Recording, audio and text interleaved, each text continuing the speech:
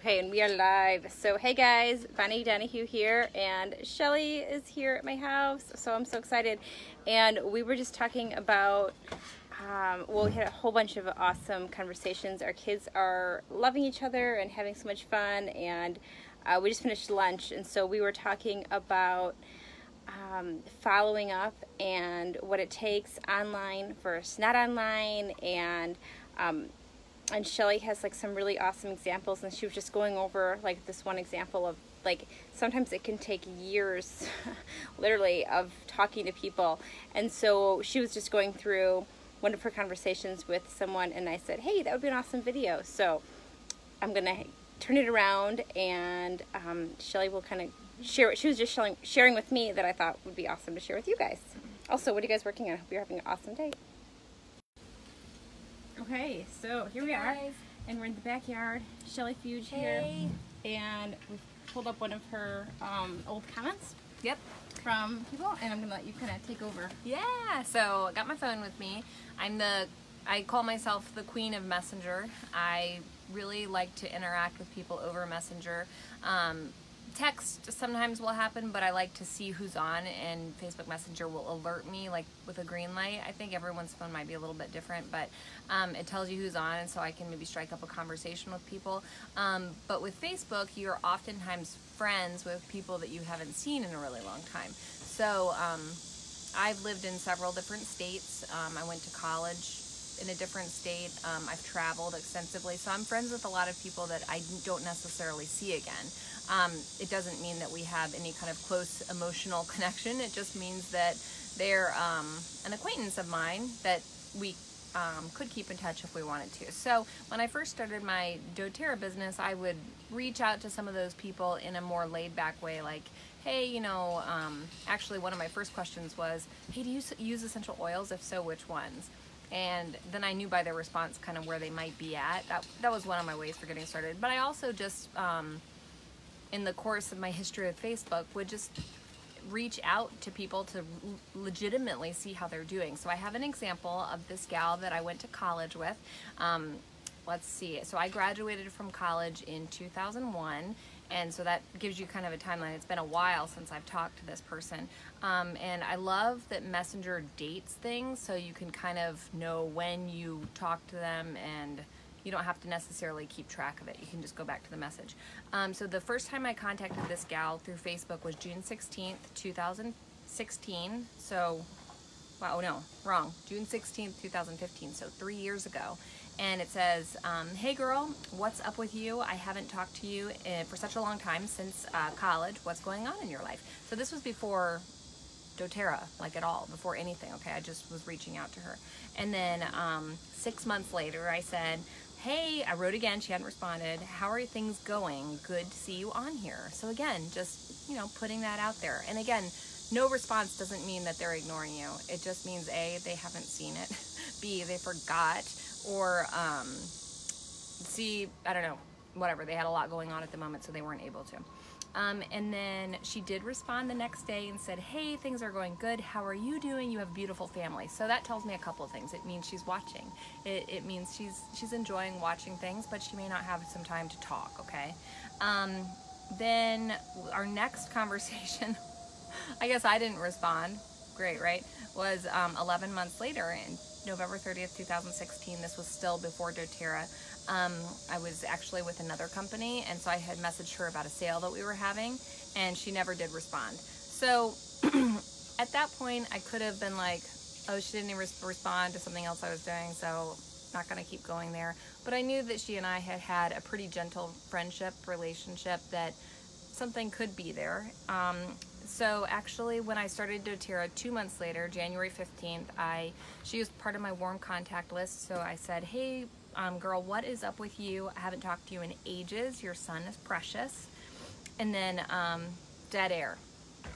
Nothing for like 14 months, okay? I didn't try to send another message. I just, you know, let it go. And she messaged me, and she said, hey, Shelly, sorry it's taken like a century to respond.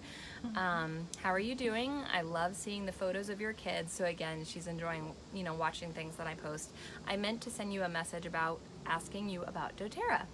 I was trying to see what you would recommend for newborns that seem to have allergy-like symptoms. And so then we started dialoguing, and I was able to get back in touch with her, you know, and work with her, and she did end up getting she loved that 200 PV promo in May, and so we got her started with, I think she did the family, and then she added on like the baby kit and a bunch of other things too, so she could get the 200 PV promo.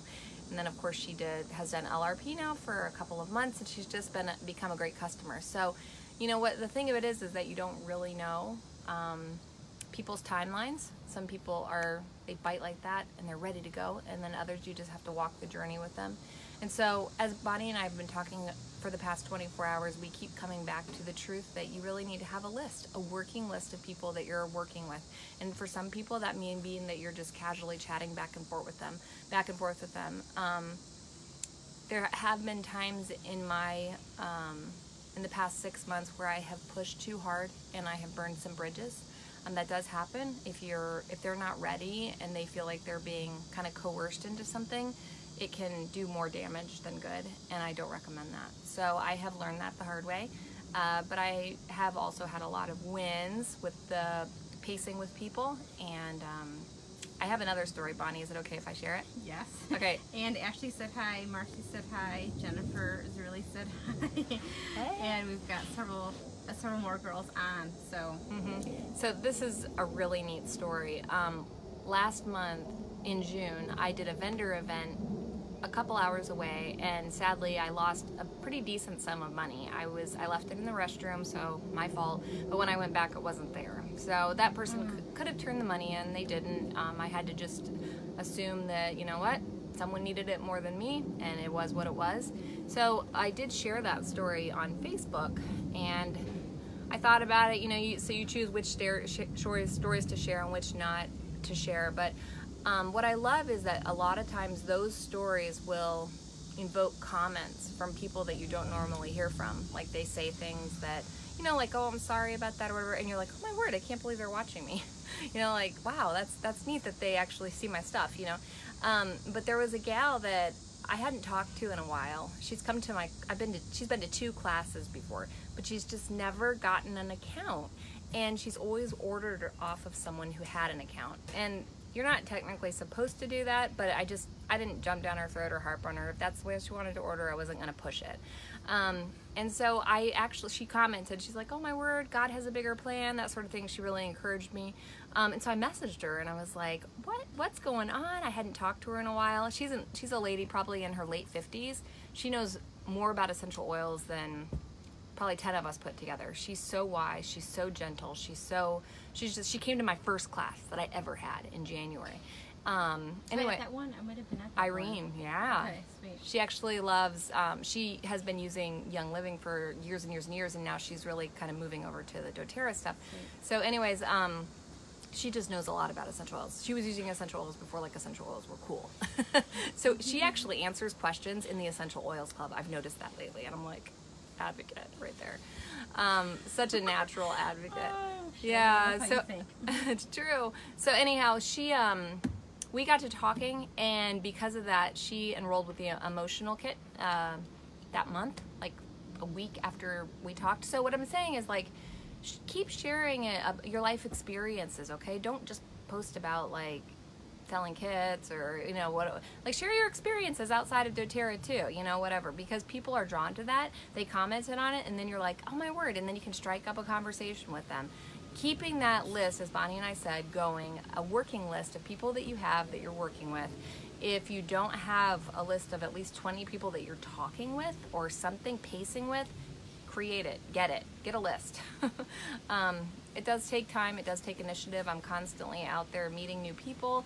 I went to a local salon while my daughter was in tutoring this summer, and I just was like, hey, would you be interested in letting me pop up here for like an hour and a half, 2 hours one night? And she was so wonderful. She let me.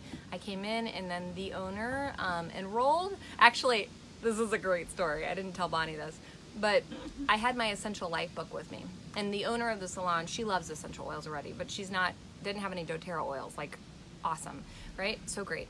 And she says, I really love this book. I said, well, would you like to borrow it? And she's like, could I? And I said, absolutely. You guys, I was not 10 minutes down the interstate going home where I get a phone. She's like, you need to tell me how to get this book. And I said, well, let me show you. So it's because she has a bunch of oils. She enrolled last month with a bottle of Melissa, and then this month she'll do a 100 PV order, and then that's the way that I was able to get the book into her hands. But it's just really neat. She was just recently diagnosed with multiple sclerosis, and not a lot of people know that. And she is looking to live her best life with natural things. Mm-hmm. And so we now have a friendship. I feel like I could hang out with her, and I just stopped in. I didn't do anything special. I didn't go to Vistaprint and get anything flyers made. I didn't, create a Facebook event or anything. I didn't do any of that. I just went in and talked to her, did a pop-up, showed that I had interest, and provided resources. So. Okay, I love that. So, okay, I have questions because as we were talking, which, by the way, the background of this looks so great with the trees. You look so good with your headband and everything. Okay, so one, I asked you earlier, so people might be wondering too, what do you do in a pop-up? Like, what would that be? Well, I just honestly went off of what they were calling LuLaRoe pop-ups and yoga pop-ups. I see that term trending a lot, and I look at what does that mean. It just means that they don't have a formal place where they sell. So it could be just anywhere, and I think it's a cute term, like a pop-up, because you don't have to have. Often at vendor events I see these tables that have like tons of doTERRA stuff, and I think sometimes actually I know less is more often. Right. And so these events I don't bring a big table. I bring like a third of what the bigger table would be, and then they want you to literally describe what would you have, like, so Jennifer said, Shelly, what do you have displayed at the salon? And then Marcy says, define a pop-up. Oh, okay. So they are also asking. Yeah, that's good. So, first of all, I always ask to speak to the owner of the store. So that gives you the chance to kind of get a vibe permission from the person who is in charge. Right. And when they, oh, what is this? Well, I don't have an invitation. I just pop it up. So I have a table with the top 10 oils. I'll display a diffuser. Sometimes I'll have it plugged in, and then I can diffuse it. I have my Essential Life book. I actually did, you don't have to do this, but I did free make and takes with the Lisa Zimmer style. So I had the Essential make and take handout, and then people could actually make one there. What I liked about that was it got people to stop.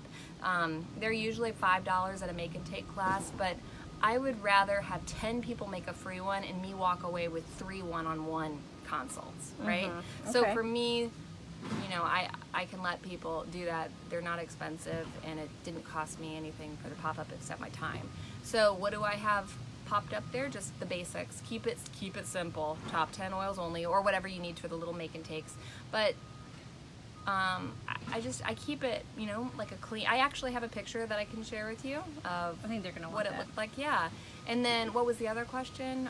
Well, first just to clarify, so you went into the salon and you said, can I do a pop-up? And then you didn't pop up that day. You picked a day and time where you went in and then you just right. it. So I think, especially in the summer, any time of the year, January through December, formal can be appropriate, but sometimes it's nice for the owner, for them to know there's no set date or time that people are going to have to be there. It's not this long drawn out process. Basically, I asked her when her busier time was, and so it was great because I talked to people 1 to 2 people at a time. That's really what I want. I want to get to know them a little bit, and I always look for that spark of natural connection.